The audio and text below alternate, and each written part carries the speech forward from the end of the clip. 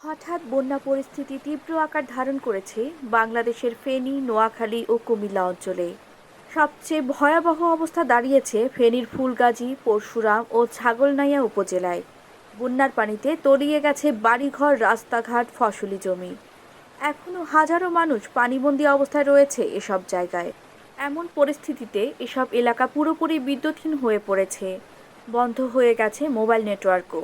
ভারত থেকে সংবাদদাতা জানিয়েছে, বন্যা পরিস্থিতির অবনতি হয়েছে ভারতের ত্রিপুরা রাজ্যে। বন্যায় সেখানে এখন পর্যন্ত 7 জনের মৃত্যুর খবর নিশ্চিত করেছে সেখানকার বিপর্যয় মোকাবেলা দপ্তর।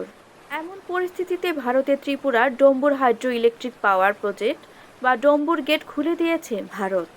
ত্রিপুরা রাজ্যের গোমতীর জেলা প্রশাসক তরিৎ কান্তি চাকমা তার সরকারি এক্স অ্যাকাউন্টে একথা জানিয়েছেন। ফেনী নিম্নাঞ্চলের বাসিন্দারা বলেছেন, এই এলাকায় 1988 সালের পর বন্যা পরিস্থিতি এতটা ভয়াবহ হয়নি আগে কখনো। ফেনীর জেলা প্রশাসক শাহিনা আক্তার বলেন, পরিস্থিতি এতটাই খারাপ যে সবার কল্পনার বাইরে। এখন অনেক মানুষ পানিতে আটকা পড়েছে। তাদেরকে উদ্ধারে কাজ শুরু করেছে সেনাবাহিনী ও কোস্টগার্ড। ভারী বৃষ্টি ও ভারত থেকে আসা পানিতে ফেনীর মুহুরী, কহুয়া ও সিলোনিয়া নদীর পানি বিপদসীমার অনেক উপর দিয়ে প্রবাহিত হচ্ছে। বাংলাদেশ বন্যা পূর্বাভাস ও সতর্কীকরণ কেন্দ্রের নির্বাহী প্রকৌশলী সর্দার উদয় রায়হান বলেন, খোয়াই, ধলাই, মুহুরী, হালদা ও কুশিয়ারা নদীর পানি সমতল বৃদ্ধি পাচ্ছে। আগামী 24 ঘন্টা তা অব্যাহত থাকতে পারে। বন্যায় আটকে পড়াদের উদ্ধারে সেনাবাহিনী ও কোস্টগার্ডকে মাঠে নামিয়েছে জেলা প্রশাসন। এর পরপরই সেনাবাহিনী ও কোস্টগার্ড সদস্যরা পানিবন্দীদের উদ্ধারে স্পিডবোট নিয়ে মাঠে নামে। ফেনীর বন্যা দুর্গত 3 উপজেলার বিভিন্ন স্কুল ও শিক্ষা প্রতিষ্ঠানগুলোতে আশ্রয় কেন্দ্র হিসেবে চালু করা হয়েছে জেলা ও উপজেলা প্রশাসনের পক্ষ থেকে। ভারী বৃষ্টিতে গত সোমবার দুপুর থেকে পানি বাড়তে শুরু করে মুহুরী, কহুয়া ও সিলোনিয়া নদীতে। বিভিন্ন স্থানে বাঁধের ভাঙা জায়গায় স্থান দিয়ে লোকালয়ে পানি ঢুকতে শুরু করে। মঙ্গলবার সকাল থেকে বন্যা পরিস্থিতি অবনতি হয়। একে একে তলিয়ে যেতে থাকে পরশুরাম, ফুলগাজী ও ছাগলনাইয়া এলাকা। স্থানীয় সাংবাদিক বলেন, এখন পর্যন্ত ওই 3টি উপজেলার অন্তত 95% এলাকা পানির নিচে ডুবে গেছে।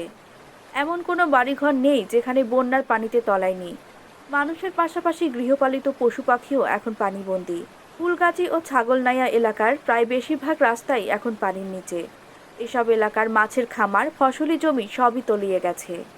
সেখানকার বাসিন্দারা জানিয়েছেন, ঘরের ভেতর পানি প্রবেশ করায় অনেকে চৌকি উঁচু করে কোনো রকম বসবাস করছিলেন মঙ্গলবার রাত পর্যন্ত। রাতে হঠাৎ আরও পানি বাড়তে শুরু করে।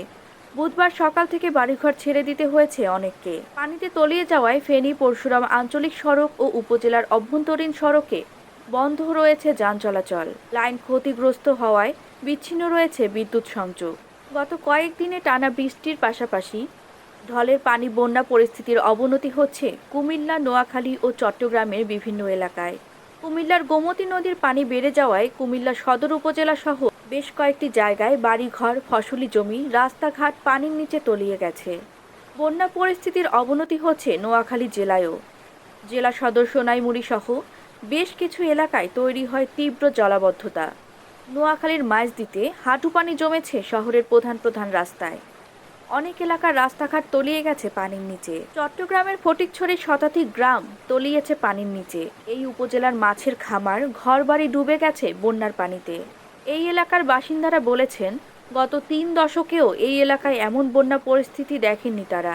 এলাকার পানিবন্দী অনেকেই আশ্রয় নিয়েছে আশ্রয় কেন্দ্রে। চট্টগ্রামের মিরসরাইয়ে টানা 4 দিনের ভারী বর্ষণ ও পাহাড়ি ঢলে নিম্নাঞ্চল প্লাবিত হয়েছে। পানিবন্দী হয়ে পড়েছে প্রায় 1.5 লাখ পরিবার। ঢলের স্রোতে ভেঙে গেছে উপজেলার বিভিন্ন এলাকার গ্রামীণ সড়ক।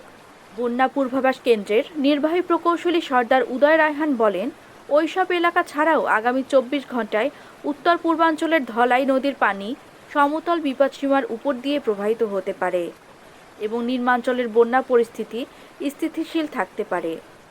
অন্যদিকে টানা ভারী বৃষ্টি ও ভারতের ত্রিপুরা রাজ্য থেকে নেমে আসা পাহাড়ি ঢলে সিলেটের মৌলভীবাজার ও হবিগঞ্জ জেলার মনু, খোয়াই নদের পানি বিপদসীমার উপর দিয়ে প্রবাহিত হচ্ছে বলে জানিয়েছে হবিগঞ্জ পানি উন্নয়ন বোর্ড। বুধবার বিকেল 5টায় খোয়াই নদের মাছুলিয়া পয়েন্টে পানি 195 সেন্টিমিটার উপর দিয়ে প্রবাহিত হয়। এমন পরিস্থিতিতে ঝুঁকিতে আছে শহর প্রতিরক্ষা বাঁধ। এছাড়া কুশিয়ারা নদীসহ বলভদ্র, সোনাই ও করাঙ্গি নদের পানিও বেড়েছে। তবে সেগুলোর পানি বিপদসীমা অতিক্রম করেনি এবং কোথাও বাঁধ ভাঙার খবর পাওয়া যায়নি। নিত্য নতুন সব খবর পেতে নিউজ হিউজ বিডি চ্যানেলটি লাইক, কমেন্ট ও সাবস্ক্রাইব করে সাথেই থাকুন।